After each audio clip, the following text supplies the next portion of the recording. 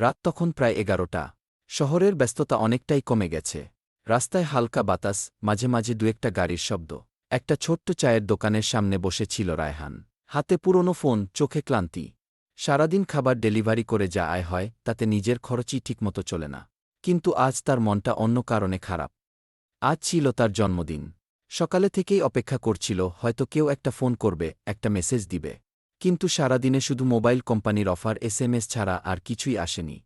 চায়ের দোকানের মামা জিজ্ঞেস করলেন, "কি রে রায়হান, এত চুপচাপ কেন?" রায়হান হালকা হেসে বলল, "কিছু না মামা। মানুষ বড় হলে জন্মদিনও আর গুরুত্বপূর্ণ থাকে না গি।" কথাটা বললেও ভেতরে ভেতরে খুব কষ্ট হচ্ছিল তার। ঠিক তখনই একটা মেসেজ আসে। "বাইরে আছো?" নামটা দেখে একটু থমকে গেল সে। মেহজাবিন। ৩ বছর আগের একটা নাম। একটা মানুষ, যে একসময় রায়হানের সবচেয়ে কঠিন সময়ে পাশে ছিল।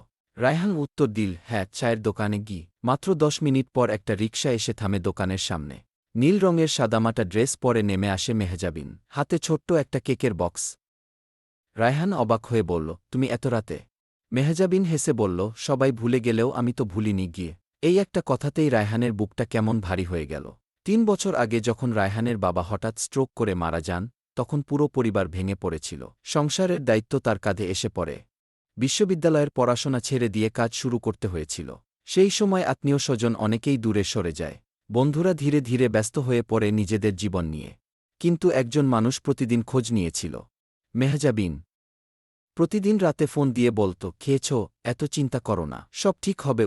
অনেকদিন রায়হানের বাসায় খাবারও পাঠিয়েছে নিজের টিউশনের টাকা জমিয়ে। একদিন রায়হান রাগ করে বলেছিল, "আমার জন্য এত কিছু করো না। আমি কাউকে বোঝা হতে চাই না গি।" মেহজাবিন তখন শান্তভাবে বলেছিল, "মানুষের খারাপ সময়ে পাশে দাঁড়ানো বোঝা না, দায়িত্ব।" কিন্তু সময় বদলায়। কয়েক বছর পর রায়হান ধীরে ধীরে নিজের জীবন গুছিয়ে নেয়। একটা ছোট অনলাইন ব্যবসা শুরু করে। ভাগ্যও একটু একটু করে বদলাতে থাকে।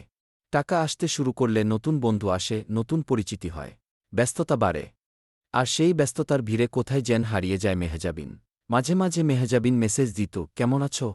রায়হান ছোট্ট করে উত্তর দিত, "ভালো গু।" কখনো কখনো রিপ্লাইও দিত না। সে বুঝতেই পারেনি জীবনের সবচেয়ে গুরুত্বপূর্ণ মানুষটাকে ধীরে ধীরে অবহেলা করছে। কেকটা টেবিলে রেখে মেহজাবিন বলল, "কাটো।" রায়হান নিচের দিকে তাকিয়ে বলল, "তুমি এখনও এত কিছু মনে রাখো?" মেহজাবিন হালকা হেসে বলল, "কিছু মানুষকে ভুলে যাওয়া যায় না গি।" কথাটা শুনে রায়হানের চোখ ভিজে ওঠে। সে বুঝতে পারে সুখের সময়ে সে অনেক মানুষ পেয়েছে, কিন্তু দুঃখের সময় একজনই ছিল। মেহজাবিন। চায়ের দোকানের মামা মোমবাতি জ্বালিয়ে দিলেন। ছোট্ট কেকের উপর লেখা ছিল, "স্টে স্ট্রং।" রায়হান কেক কাটতে গিয়ে হঠাৎ থেমে যায়। তার মনে পড়ে যায় সেই রাতগুলোর কথা, যখন সে কান্না লুকিয়ে ছাদে বসে থাকত আর মেহজাবিন ফোন দিয়ে বলত, "তুমি হার মানলে চলবে না গি।" আজ সে সফলতার একটু আলো দেখছে। কিন্তু যে মানুষটা অন্ধকারে পাশে দাঁড়িয়েছিল, তাকে সে ঠিকমতো মূল্যই দেয়নি। রায়হান ধীরে ধীরে বলল, "আমি খুব বদলে গিয়েছিলাম, তাই না?" মেহজাবিন কিছুক্ষণ চুপ থেকে বলল, "মানুষ খারাপ সময় ভুলে যায়, এটা স্বাভাবিক।" রায়হান মাথা নেড়ে বলল, "না, স্বাভাবিক না। আমি ভুল করেছি।" তার কণ্ঠ কাঁপছিল। "যে মানুষটা আমার সবচেয়ে খারাপ সময়ে পাশে ছিল, আমি তার খবরই রাখিনি গিয়ে।" চারপাশ তখন নিস্তব্ধ। দূরে একটা ট্রেনের শব্দ ভেসে আসছিল। রায়হান ধীরে করে বলল, "জানো, সুখের সময় মানুষ অনেককে পাশে পায়। কিন্তু দুঃখের সময় যে পাশে থাকে, আসলে সেই নিজের মানুষ।" মেহজাবিন কিছু বলল না। শুধু শান্তভাবে তাকিয়ে রইল। রায়হান এবার হাসল। অনেকদিন পর সত্যিকারের একটা হাসি। সে মনে মনে একটা সিদ্ধান্ত নিল। জীবনে টাকা, সফলতা, পরিচিতি সবই আবার পাওয়া যায়। কিন্তু যে মানুষটা অন্ধকার সময়ে হাত ধরে রাখে, তাকে হারিয়ে ফেললে আর ফিরে পাওয়া যায় না। কারণ নিজের সুখের সময়টা তাকে দিও, যে তোমার দুঃখের সময়ে পাশে ছিল।